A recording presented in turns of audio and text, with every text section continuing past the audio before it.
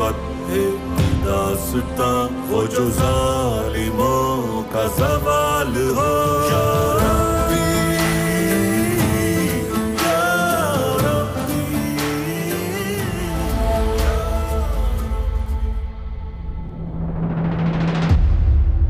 فرزند عزیز، یہ داستان تمہارے آباء و اجداد کی ہے جنہوں نے بے اذن اللہ کئی جہانوں پر حکمرانی کی.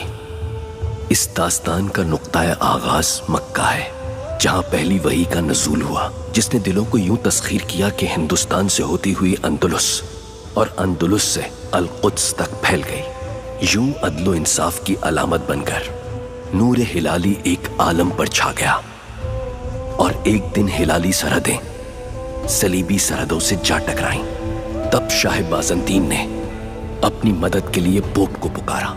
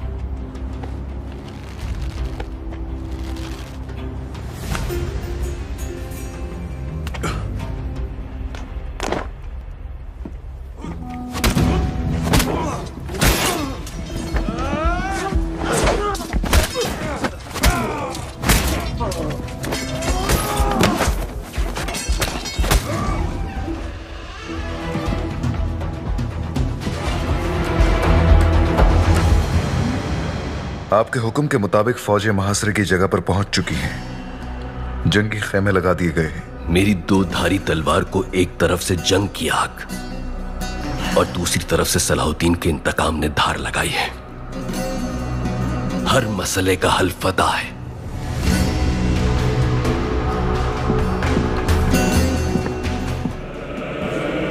کیا کمسین بادشاہ سچائی سے واقف ہے؟ آج نہیں تو کل ہو ہی جائے گا، مگر اس وقت تک مجھے بادشاہ بنے مدت گزر چکی ہوگی. ایسے کماندار کو معافی نہیں ملتی جس نے اپنا ہی باپ بیچ ڈالا ہو. کوئی مسئلہ نہیں، کیونکہ زیادہ عرصے تو یہ بھی نہیں جی پائے گا حضور. احتیاط کرو یانوش، یہ ان باتوں کا وقت نہیں. کیا ویٹیکنز کو بھروسہ نہیں رہا مجھ پر؟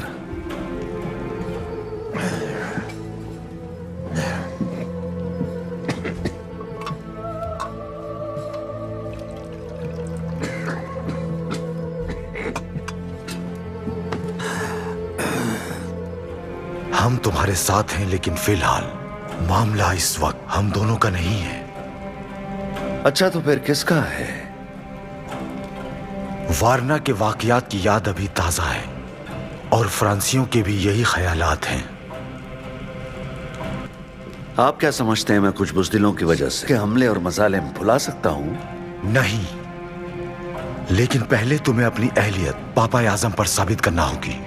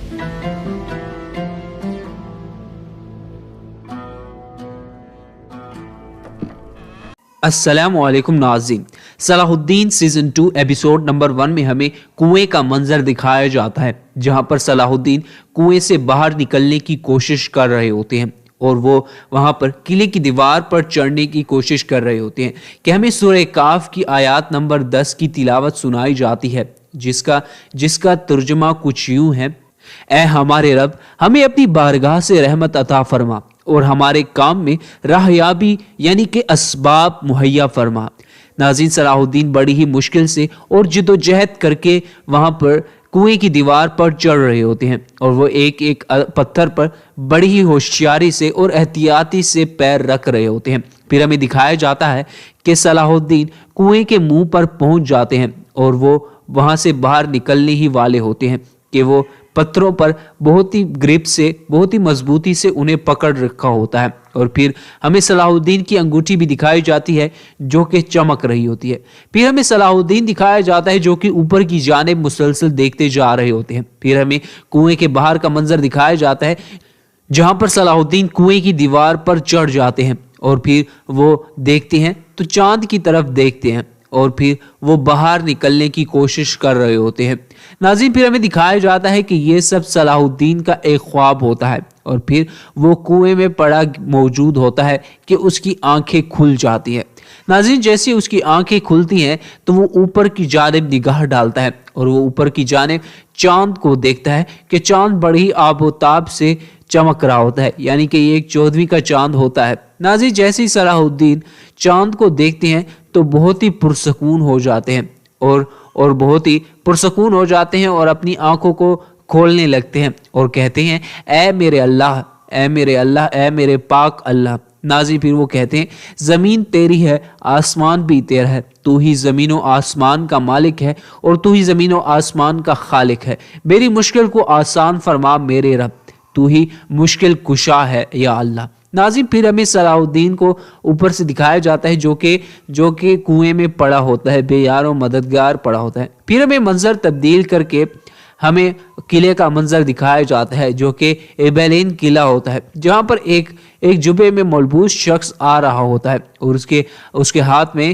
دیوار چڑھنے والا آلہ بھی ہوتا ہے اور وہ قلعے کی دیوار کی طرف بڑھ رہا ہوتا ہے۔ وہ آگے کی طرف بڑھتا ہے اور اس کے ہاتھ میں موجود جو اوزار ہوتا ہے، آلہ ہوتا ہے، وہ قلعے کی دیوار پر پھینک دیتا ہے۔ جیسے ہی اس آلے کو قلعے کی دیوار پر پھینکتا ہے تو وہ ایک پتھر میں پھنس جاتا ہے۔ پھر وہ اس قلعے کی دیوار پر آہستہ آہستہ سے چڑھ رہا ہوتا ہے اور وہ قلعے کی دیوار اونچی ہونے کی وجہ سے اسے کافی زیادہ وقت لگ رہا ہوتا ہے چڑھنے میں۔ دوسری طرف ہمیں دکھایا جاتا ہے کہ صلاح الدین بھی کنویں کی دیوار پر چڑھ رہا ہوتا ہے، یعنی کہ اس بار وہ سچ میں کنویں کی دیوار پر چڑھنے کی کوشش کر رہا ہوتا ہے، یعنی کہ یقیناً یہ اس کا کوئی خواب نہیں ہوگا۔ پھر وہ کنویں کی دیوار پر چڑھ رہا ہوتا ہے اور اسے بہت زیادہ مشکل ہو رہی ہوتی ہے۔ اسی طرح ہمیں سین تبدیل کر کے دکھایا جاتا ہے جہاں پر وہ شخص بھی قلعے کی دیوار پر چڑھ رہا ہوتا ہے، یعنی کہ ہمیں صلاح الدین دکھایا جاتا ہے، پھر وہ شخص دکھایا جاتا ہے جو کہ دونوں ہی دیواروں پر چڑھ رہے ہوتے ہیں۔ ناظرین صلاح الدین بڑی ہی مشکل سے قلعے کی دیوار پر چڑھ رہا ہوتا ہے اور دوسری طرف وہ شخص بھی آہستہ آہستہ سے اس قلعے کی دیوار پر رسی کی بدولت چڑھ رہا ہوتا ہے، جبکہ صلاح الدین کے پاس کوئی ایسی رسی نہیں ہوتی۔ وہ اپنے ہاتھوں کی بلبوتے پر ہی کنویں کی دیوار سے باہر نکلنے کی کوشش کر رہا ہوتا ہے۔ ہمیں دکھایا جاتا ہے کہ وہ شخص جو جبے میں ملبوس ہوتا ہے وہ قلعے کی دیوار پر چڑھ جاتا ہے اور آگے کی طرف بڑھنے لگتا ہے۔ ناظرین وہ جیسے ہی آگے بڑھتا ہے تو اس کے سامنے صلیبی سپاہی آ جاتے ہیں اور ایک صلیبی سپاہی کہتا ہے کہ تم کون ہو، رکو، کہاں جا رہے ہو۔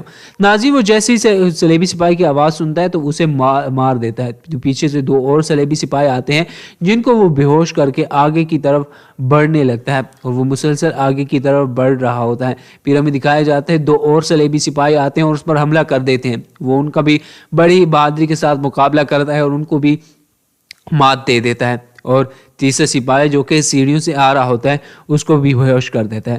پھر وہ آگے کی طرف بڑھ رہا ہوتا ہے اور وہ ایک کمرے کے اندر جاتا ہے۔ کمرے کے اندر جیسے ہی جاتا ہے تو وہاں پر ایک اور صلیبی سپاہی کھڑا ہوتا ہے اور کہتا ہے رکو، تم کون ہو، اندر نہیں جا سکتے تم۔ وہ اس کو بھی بے ہوش کر دیتا ہے اور جو دو سپاہی اس کی طرف آگے بڑھتے ہیں ان کو بھی مار دیتا ہے۔ وہ مسلسل آگے کی طرف بڑھ رہا ہوتا ہے اور وہاں پر ایک دوسرا دروازہ ہوتا ہے، وہ اس دروازے کی طرف آگے کی طرف بڑھتے جا رہا ہوتا ہے۔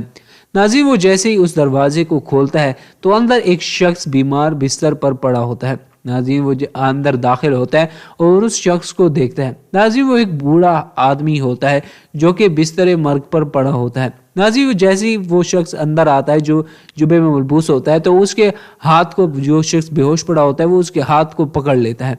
ناظرین یہ شخص کوئی اور نہیں بلکہ صلاح الدین کا دشمن، یعنی کہ جو پہلے دوست ہوتا ہے پھر بعد میں دشمن بن جاتا ہے، یعنی کہ بالیان ہوتا ہے۔ وہ بالیان اس شخص کو دیکھ کر ہنس رہا ہوتا ہے۔ پھر سے ہمیں منظر تبدیل کر کے کنویں کا منظر دکھایا جاتا ہے جہاں پر ہمیں صلاح الدین دکھایا جاتا ہے جو کہ کنویں کی دیوار پر چڑھ رہا ہوتا ہے۔ پھر صلاح الدین کا ہاتھ ہمیں دکھایا جاتا ہے جو کہ باہر سے دکھایا جاتا ہے جو کہ کنویں کی دیوار پر چڑھ چکا ہوتا ہے۔ وہ پھر باہر کی طرف گر جاتا ہے اور پھر اس کی نظر پھر سے چاند کی طرف پڑتی ہے جو کہ آب و تاب سے چمک رہا ہوتا ہے۔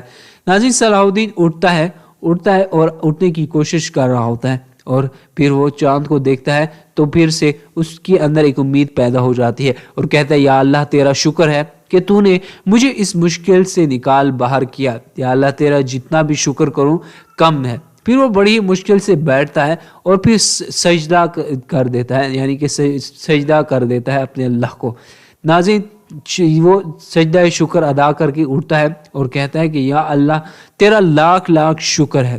پھر وہ چاند کو دیکھتا ہے جو کہ 14ویں کا چاند ہوتا ہے اور بڑی آب و تاب سے چمک رہا ہوتا ہے، اور اس کی روشنی بھی صلاح الدین کے چہرے پر پڑ رہی ہوتی ہے، وہ چاندنی۔ ناظرین، میں دکھایا جاتا ہے کہ صلاح الدین کی نظر قدس پر پڑتی ہے اور مسجد اقصیٰ کی طرف پڑتی ہے تو وہ اٹھ کھڑا ہوتا ہے، اس کی جان میں جان آتی ہے، وہ اٹھتا ہے اور دیکھتا ہے کہ مسجد اقصیٰ پر سلیب ٹھہری تھی، یعنی کہ سلیب لگی ہوئی تھی۔ ناظرین، صلاح الدین اس جیسی سلیب کو دیکھتا ہے، یا اللہ تو سب سے بڑا ہے، اے میرے رب تو سب سے بڑا ہے۔ ناظرین، صلاح الدین اس سلیب کو دیکھ کر حیران ہو رہے ہوتے ہیں اور آگے کی طرف بڑھ رہے ہوتے ہیں۔ پھر ہمیں دکھایا جاتا ہے کہ صلاح الدین بڑے ہی پریشان اور حیران ہوتے ہیں اور سلیب کو مسلسل دیکھتے جا رہے ہوتے ہیں جو کہ مسجد اقصیٰ کے گنبد پر تھی۔ پھر ہمیں دکھایا جاتا ہے کہ اچانک ایک بجلی کڑکتی ہے اور اس سلیب پر لگتی ہے اور وہ سلیب گر جاتی ہے، اور پیچھے سے ہمیں چاند دکھایا جاتا ہے جو کہ ہلال نما ہوتا ہے، یعنی کہ یہ ایک پیشن گوئی تھی صلاح الدین کو خواب میں کہ سلیمی قدس پر مسلمانوں کا دوبارہ سے قبضہ ہوگا۔ ناظرین، جب ہی وہ اس چاند کو دیکھتے ہیں تو ان کے دل میں بہت بڑی امید پیدا ہو جاتی ہے۔ پھر سے میں منظر تبدیل کر کے صلاح الدین دکھایا جاتا ہے جو کہ کنویں میں پڑا ہوتا ہے، یعنی کہ یہ صلاح الدین کا ایک خواب ہوتا ہے، اور وہاں سے پیچھے سے آواز آتی ہے، اے اللہ تو سب سے بڑا ہے، تو ہی زمین و آسمان کا خالق ہے۔ پھر ہمیں صلاح الدین دکھایا جاتا ہے جو کہ خواب میں ابھی نیند میں ہوتا ہے، وہ کچھ خواب دیکھ رہا ہوتا ہے۔ ناظرین، پھر وہ اس کی آنکھیں اپنی کھول دیتا ہے، یعنی کہ یہ بھی اس کا ایک خواب تھا، اور یہ کوئی اور خواب نہیں، کوئی عام خواب نہیں، بلکہ یہ اس کو ایک پیشن گوئی تھی کہ تم مسجد اقصیٰ کو فتح کرو گے۔ ناظرین، صلاح الدین آہستہ آہستہ اپنی آنکھیں کھولتا ہے، پھر سے وہ کنویں میں اوپر جو چاند ہوتا ہے اس کو دیکھ رہا ہوتا ہے۔ جیسے صلاح الدین اس چاند کو دیکھتا ہے اور کہتا ہے، اپنا کرم فرما اے میرے اللہ، اے میرے رب تو اپنا کرم فرما، اے خالق کائنات تو اپنا کرم فرما۔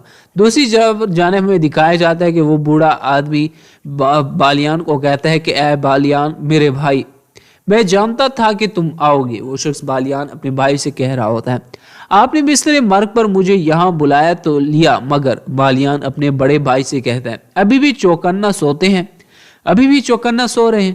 ناظرین، بالیان کہتا ہے اور ابھی تک مجھ سے زیادہ تیز ہیں۔ ناظرین، وہ شخص ہنس رہا ہوتا ہے اور کہتا ہے، میں نے ان سب باتوں کے لیے تمہیں پیرس سے یہاں نہیں بلایا۔ وہ شخص بالیان سے کہہ رہا ہوتا ہے، ورنہ ہمارے بابا کا قلعہ جو کہ آپ ہمارا ہو چکا ہے، یہاں تم چھپ کر چوروں کی طرح کیوں آتے ہو؟ وہ اس سے اپنے بھائی بالیان سے کہتا ہے، کیونکہ میں نہیں چاہتا تھا کہ کسی کو میری آمد کا علم ہو۔ کیوں؟ وہ شخص اپنے بھائی بالیان سے کہتا ہے، میں فرانس واپس چلا جاؤں گا۔ بالیان اپنے بھائی سے کہتا ہے، ایسا نہیں ہوگا، اس کا بھائی جواب میں کہتا ہے۔ پھر بالیان کہتا ہے کہ میں چلا جاؤں گا، میں ضرور جاؤں گا۔ ناظرین، وہ بہت ہی زیادہ شخص بوڑھا آدمی جو ہوتا ہے اداس ہو جاتا ہے اور اٹھنے کی کوشش کر رہا ہوتا ہے، بالیان کا بڑا بھائی، تو بالیان اسے روک لیتا ہے۔ پھر بالیان کا بھائی بالیان کو ایک اشارہ کرتا ہے۔ ناظرین، پھر بالیان اپنے بھائی کو گلاس میں پانی ڈال کر دیتا ہے اور اپنے بھائی کو پیش کرتا ہے، تو اس کا بھائی وہ گلاس پی جاتا ہے اور وہ پانی پیتا ہے تو اس کی جان میں جان آتی ہے۔ بالیان اپنے بھائی کے قدموں میں بیٹھ جاتا ہے اور اسے گلاس لیتا ہے اور دوبارہ میز پر رکھ لیتا ہے۔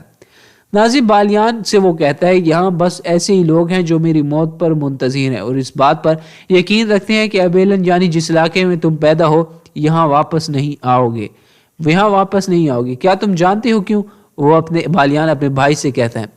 تو بالیان کا بھائی کہتا ہے، اگر میں مر گیا تو اور تم واپس نہ آئے تو مجھے ڈر ہے یہ علاقہ کسی اور کے حوالے کر دیں گے۔ وہ بالیان سے کہتا ہے، ابیلن خاندان کی حکمرانی سے جان چھڑا لیں گے۔ وہ اس کا بھائی بالیان سے کہتا ہے، شاید یہی سب کے لیے بہتر ہے۔ بالیان اپنے بھائی سے کہتے ہیں، اس طرح قدس میں ہونے والے ان کارناموں پر اعتراض کرنے والا اور ان کی چالوں کے بارے میں آواز اٹھانے والا کوئی نہیں بچے گا۔ بالیان کا بھائی ان سے کہتا ہے، تو وہ کہتے ہیں وہ لوگ بھی سکون میں آ جائیں گے، عیسائی حاجوں کی حفاظت کے لیے نکلنے والے اور حضرت عظیم عیسیٰ کی جائے پیدائش اور جائے وفات کی حفاظت کی ذمہ دار سپاہیوں کی موت کے بارے میں نہیں سننا پڑے گا ہمیں، وہ اس سے کہہ رہا ہوتا ہے۔ تم ایک بزدل ہو، بالیان کا بھائی بالیان سے کہتا ہے، یہاں رہ کر قلعے کی خاطر لڑنے کی بجائے تم فراری کا راستہ اختیار کر رہے ہو، تم بھاگنے کو ترجیح دے رہے ہو بالیان۔ ہمیں سلطنت کے ساتھ تعلقات بہتر رکھنے ہیں۔ اور اس پر بالیان اپنے بھائی سے کہتا ہے، اس لیے آپ نے ان کی ہر بات مان کر اپنے علاقے کو بچا لیا ہے نا بھائی، وہ اپنے بھائی سے کہہ رہا ہوتا ہے۔ تو اس کا بھائی کہتا ہے کہ نہیں، ایسی بات نہیں ہے میرے بھائی، ایسی بات نہیں ہے، میں نے جو کچھ بھی کیا مجبوری میں تھا۔ ناظرین، میں بالیان کہتا ہے کہ میں اس بات پر آپ سے مزید بحث نہیں کروں گا، صرف آپ کو دیکھنے آیا تھا، دیکھ لیا ہے، اب جا رہا ہوں، وہ اپنے بھائی سے یہ کہتا ہے۔ اس کا بھائی بہت ہی زیادہ اداس ہوتا ہے اور بالیان کہتا ہے کہ بس۔ اس کے ساتھ ہی وہ اپنی جیکٹ سے کوئی چیز نکالتا ہے، یعنی کہ وہ ایک سلیب نما ایک پھول ہوتا ہے، وہ اس کو باہر نکالتا ہے۔ تو بالیان کا بھائی جیسے ہی اس کو دیکھتا ہے تو بالیان سے کہتا ہے، یہ میں نے آپ کے لیے بنایا تھا، یہ خاص طور پر آپ کے لیے بنایا تھا۔ تو پھر وہ اس کو دے دیتا ہے وہ ایک سلیب نما پھول۔ ناظرین، جیسے ہی وہ اس کو دیتا ہے تو اس کا بھائی بہت ہی زیادہ اداس ہوتا ہے۔ بالیان کہتے ہیں، آپ کا راستہ روشن ہو، آپ کا راستہ روشن ہو میرے بھائی۔ اس کے ساتھ وہ بہت ہی زیادہ اداس ہوتا ہے اور اس کی آنکھوں سے آنسو جاری ہوتے ہیں۔ اس کے ساتھ بالیان جا رہا ہوتا ہے تو اس کا بھائی پیچھے سے کہتے ہیں، وہ تمہاری غلطی نہیں تھی، وہ تمہاری غلطی ہرگز نہیں تھی۔ اس کا بھائی کہتا ہے، بابا کے بارے میں وہ رو رو کر یہ بات بالیان سے کہہ رہا ہوتا ہے، میں نے تم سے زیادتی کی میرے بھائی، میں نے تم سے زیادتی کی، مجھے اس کا احساس ہے۔ جیسے یہ بات بالیان سنتا ہے تو اس کو دوبارہ سے پیچھے یاد آ رہا ہوتا ہے اور اس کو پچھلا ماضی یاد آتا ہے کہ ایک شخص بچہ کہتا ہے کہ اس کو پچھلا منظر یاد آ رہا ہوتا ہے، یعنی کہ اس کو بچپن کا منظر یاد آ رہا ہوتا ہے، جہاں اس کا بھائی کہتا ہے، مجھے سلطنت کی اصولوں کی کوئی پرواہ نہیں، آپ میرے ساتھ ایسا نہیں کر سکتے، مجھے سلطنت کی ہرگز پرواہ نہیں، ان لوگوں کو اپنا دین بدلنے یا یہ علاقہ چھوڑنے پر مجبور نہیں کر سکتے۔ ناظرین، شاید بالیان ہوتا ہے جو اپنے بابا سے یہ کہہ رہا ہوتا ہے، اگر آپ نے ان ظالموں کا کہا مانتے ہوئے ہمارے علاقے میں رہنے والے مظلوموں کو یہاں سے بیچ دیا تو یہ بہت غلط ہوگا بابا جان، ایسا نہ کریں، ہرگز نہ کریں، ایسی غلطی نہ کریں، میں تمہیں قسم کھاتا ہوں کہ میں بھی یہاں سے چلا جاؤں گا۔ بالیان اپنے باپ سے یہ بات کہہ رہا ہوتا ہے۔ ناظرین، پھر ہمیں دکھایا جاتا ہے کہ بالیان کا باپ جو مرا پڑا ہوتا ہے، اس کے پیٹھ پر کسی کا خنجر ہوتا ہے۔ خداوند مجھے معاف کر دے، یہ میں نے کیا کر دیا۔ پھر سے میں بالیان دکھایا جاتا ہے جس نے اپنے والد کو مار دیا ہوتا ہے۔ ناظرین، وہ کہتا ہے کہ اس کا بھائی کہتا ہے کہ اگر بابا زندہ ہوتے تو چاہتے کہ تم یہاں رہ کر اس حق کی خاطر لڑو، جیسا کہ انہوں نے ہمیں سکھایا تھا، تم حق کی خاطر لڑو جیسے وہ خود بھی لڑتے تھے۔ یہ سب کچھ، یہ قلعہ، یہ علاقہ سب تمہارا ہے۔ بالیان کا بھائی بالیان سے کہہ رہا ہوتا ہے، اپنے تصورات میں بنائی گئی جنت نظیر سلطنت کو حقیقت میں بدلنا اب تمہارے ہاتھ میں ہے۔ بالیان ایسا نہ کرو، مت جاؤ، اور یہ اب تمہاری قسمت ہے، یہ تمہاری قسمت میں ہے، یہ تمہارا ہے سب کچھ۔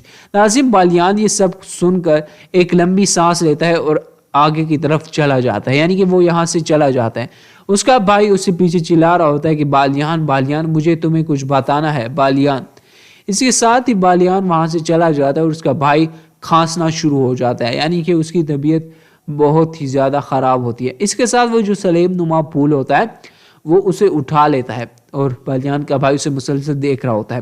اس کے بعد منظر تبدیل کر کے ہمیں صحرا کا منظر دکھایا جاتا ہے، جہاں پر ایک شخص گھوڑے میں موجود ہوتا ہے اور گھوڑا سوار ہوتا ہے اور مسلسل آگے کی طرف بڑھ رہا ہوتا ہے، یعنی کہ یہ شخص مصر سے قاہرہ کی طرف رواں ہوتا ہے اور اس نے چہرے کو ڈھانپا ہوا تھا اور یہ مسلسل آگے کی طرف بڑھ رہا ہوتا ہے۔